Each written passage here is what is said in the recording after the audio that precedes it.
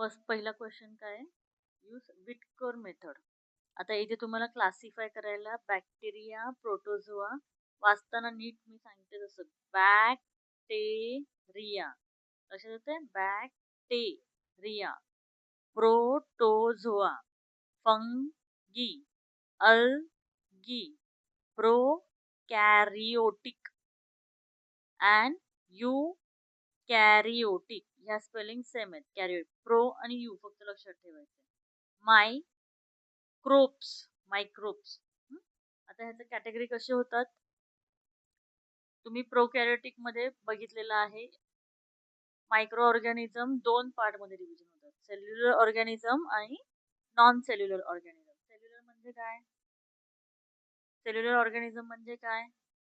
जे ऑर्गॅनिझम छोट्या छोट्या सेल्सनी बनलेले असतात.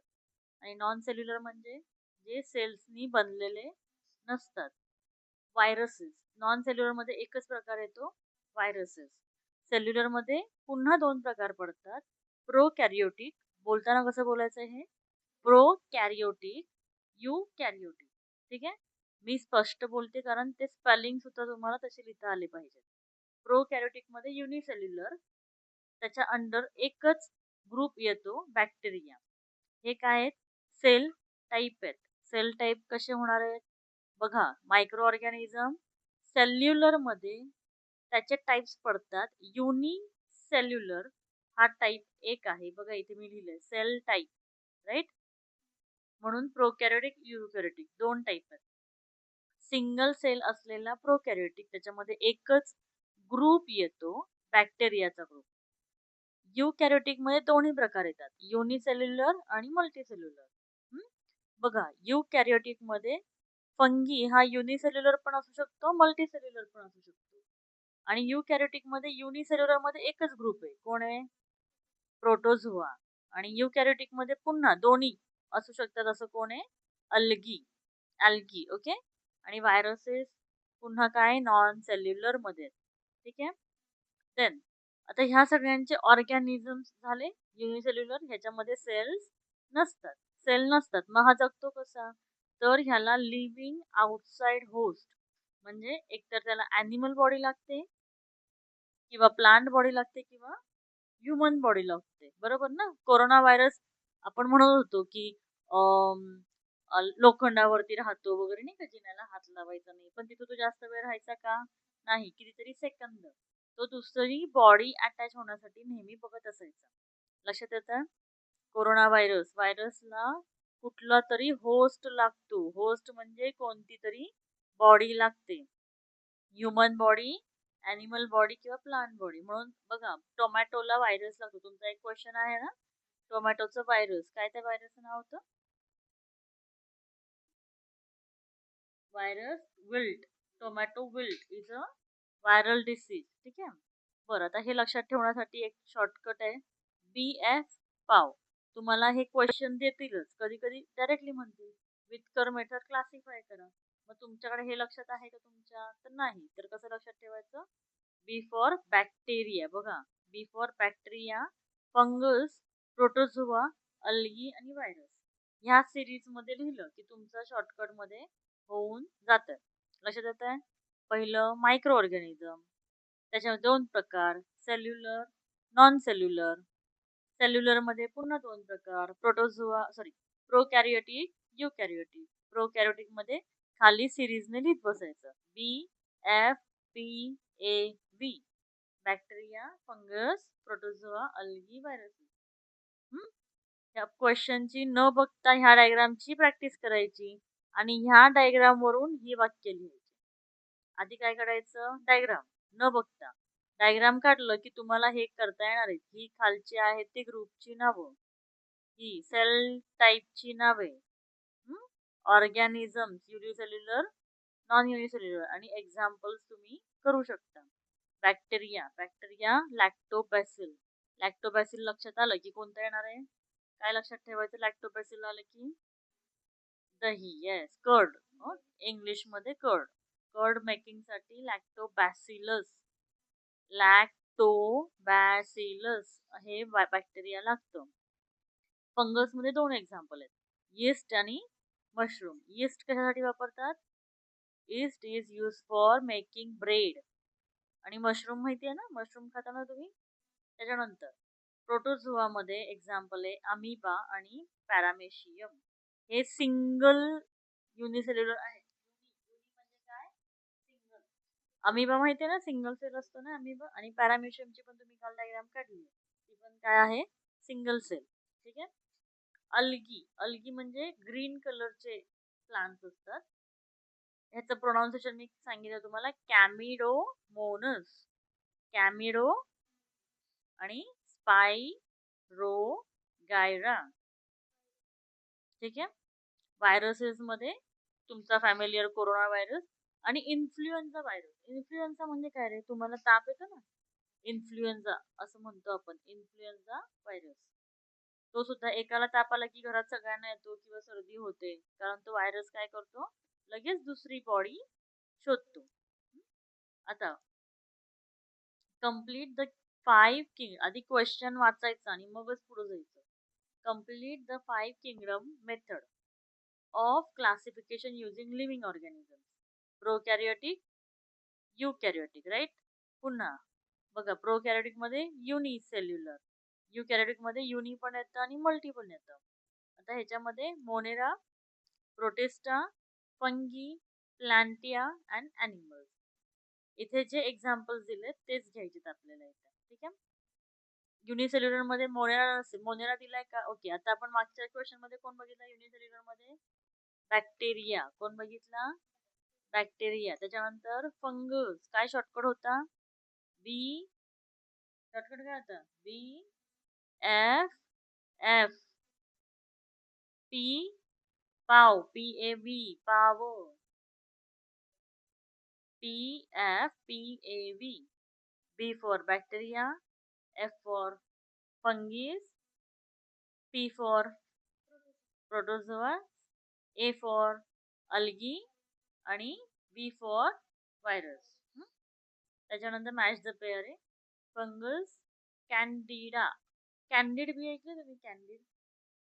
तुम्हाला कुठे खाज वगैरे उठत असेल तर घरी असते बघा कॅन्डिड बी, बऱ्यापैकी सगळ्यांच्या घरी असते.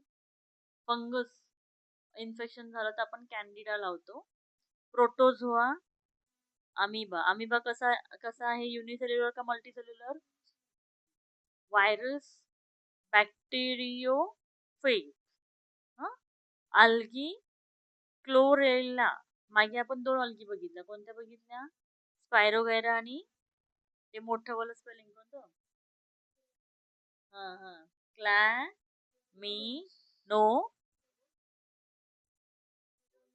मोनस. क्लॅमिडोमोनस. ठीक आहे. हे कशाचे प्रकार आहेत? अल्गी. अल्गी. आता इथे तिसरं नाव आलं बघा अल्गीचं, क्लोरेला. पुस्तकात काही बघायची गरज नाहीये, फक्त इथे लक्ष. बॅक्टेरिया, प्रोकॅरियोटिक. आता 4th क्वेश्चन आहे बघा. State whether the following statement true और फॉल्स आणि एक्सप्लेन युअर स्टेटमेंट. एक्सप्लेन करायचं. लॅक्टोबॅसिली आर हार्मफुल. हार्मफुल आहे का? कर्ड हार्मफुल आहे का? लॅक्टोबॅसिली म्हणजे कर्ड, लक्षात ठेवायचं. हार्मफुल आहे का? नाही. False. Lactobacilli are useful bacteria. Harmful नाही म्हणजे useful bacteria. They are use to make curd from milk. They are also use for preparing a different milk product. वेगवेगळे मिल्क प्रोडक्ट. 3 सेंटेन्स लक्षात. पहिल्यांदा काय? हार्मफुल नाही आहे तर युजफुल. त्याच्यानंतर कर्डची लाईन आणि त्याच्यानंतर different milk product. Second question आहे a cell wall of fungi is made up of chitin. True है ना? कारण cell wall of fungi is made up of complex sugar called chitin. Inside the fungal cell wall. आता त्याच्या आतमध्ये एक layer असतो cytoplasm नावाचा. काय असतो? सायटोप्लाझम. जो कंटेन करतो त्याच्यामध्ये न्यूक्लिआय असतो. हे लर्न करायचं आहे कारण फंगस जे आहे त्याच्या नोट मध्ये आपल्याला हे लिहावं लागतं. सेल वॉल फंगस कशाने तयार झालंय?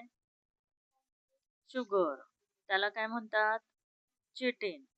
Inside fungal cell wall there is a cell वॉलच्या आतमध्ये जो लेअर असतो त्याला काय म्हणतात, सायटोप्लाझम. आणि सायटोप्लाझम मध्ये फंगसचं काय असतं, न्यूक्लिआय. न्यूक्लिआय मीन्स व्हॉट, एक सेंटर पॉइंट असतो. जसं आपला ब्रेन हा सेंटर पॉइंट आहे, तसं न्यूक्लिआय हा एक सेंटर पॉइंट असतो. नाव organ of C question, organ of locomotion in amoeba is pseudopodia. Pseudopodia spelling काय, सुडोपोडिया. पुसुडोपोडिया वाचायचं नाही. लोकोमोशन म्हणजे काय, एका ठिकाणावरून दुसऱ्या ठिकाणी जायचं. अमिबा सिंगल सेल आहे का multi cell, single cell. Single cell unicellular eukaryotic आहे ना तो. आणि कोणत्या ग्रुप मध्ये येतो तो, प्रोटोझोआ ग्रुप मध्ये येतो. कोणत्या, ठीक आहे. आणि त्याचं सुडोपोडिया हे ऑर्गन आहे लोकोमोशन, ठीक आहे. टोमॅटोचा डिसीज कोणता, व्हायरल डिसीज, ट्वेल्ट. टोमॅटो ट्वेल्ट is a sorry wilt is a viral disease, true है ना. This is a viral disease and this virus can infect only plant cell. animal किंवा ह्युमन बीइंगच्या बॉडीला इन्फेक्ट करत नाही, फक्त प्लांट सेल. कोणतं व्हायरस नाव आहे, टोमॅटो विल्ट, ट्रू है ना. Next question, merits of Whittaker's method. Merits म्हणजे काय, त्याचे महत्वाचे पॉझिटिव्ह पॉइंट. काय पॉझिटिव्ह, पॉझिटिव्ह म्हणजे चांगलं काय आहे. विटकर्स मेथड मध्ये पहिल्यांदा आपण काय बघितलं, युनिसेल्युलर मल्टीसेल्युलर. त्याने दोन ग्रुप केले, सेपरेट कॅटेगरी, युनिसेल्युलर आणि मल्टीसेल्युलर. लक्षात येत आहे. त्यानंतर ऑटोट्रॉफ्स आणि heterotrophs are place in separate groups. Reading, autotrophs and heterotrophs are place in separate groups. त्याच्यानंतर fungus was assigned to fungi because of its mode of nutrition. फंगसचं mode of nutrition काय आहे, ते डिकेइंग मॅटर वरती depend असतं. Decaying म्हणजे खराब झालेले, एक्सपायर झालेले. म्हणून एक्सपायर झालेल्या ब्रीडला फंगस लागतो. It is more natural than two kingdom of classification. Prokaryotic are place under separate category of monera. आता ह्याचं लक्षात कसं ठेवायचं हे पॉइंट. U P fan, up fan.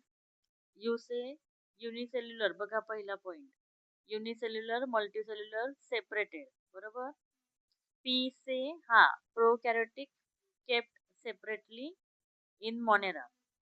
F fungi are separate kingdom, fungi are separate kingdom. आणि autotrophs heterotrophs separated.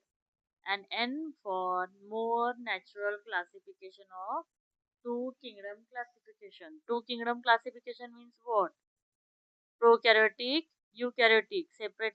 Cellular organisms, non-cellular organisms. ठीक आहे, एवढं कळलं. त्याचा शॉर्ट फॉर्म काय, अप फॅन. अप वरून अ, युनिसेल्युलर बोला, युनिसेल्युलर मल्टीसेल्युलर सेपरेटेड. पी से प्रोकॅरियोटिक R kept separate. F से fungi सुद्धा सेपरेट किंगडम आहे. ए से ऑटोट्रॉफ हेट्रोट्रॉफ वेगळे आहेत, सेपरेटेड. आणि एन पासून more natural classification than the two kingdom system.